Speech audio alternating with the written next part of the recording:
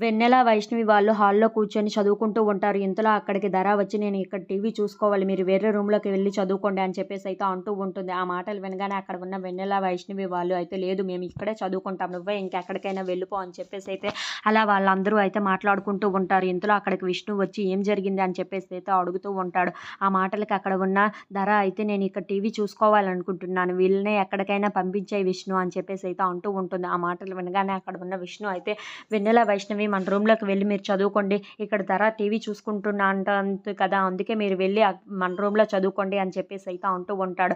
ఆ మాటలు వినగానే అక్కడ ఉన్న వాళ్ళందరూ అయితే ఒక్కసారిగా షాక్ అయిపోతూ ఉంటారు. ఏంటి బేబీ ఇలా మాట్లాడుతున్నావేంటి? ధర ఆంటీ తప్పుగా మాట్లాడితే మమ్మల్ని తిడుతున్నావేంటి? అని చెప్పేసి అయితే అంటూ ఉంటాడు.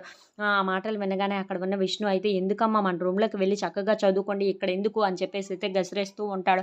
ఆ మాటలు వినగానే అక్కడ ఉన్న వెన్నెల, వైష్ణవి వాళ్ళు అయితే చాలా బాధపడుతూ అక్కడి నుండి వేరే రూమ్‌లోకి అయితే విష్ణు మీద కోపంతో వెళ్ళిపోతూ ఉంటారు. ఇంతలో అక్కడ ఉన్న వరలక్ష్మి అయితే ఏంటండి మీరేం చేస్తున్నారు? ఈ ధర తప్పు చేస్తే పిల్లల్ని ఎందుకు తిడుతున్నారు?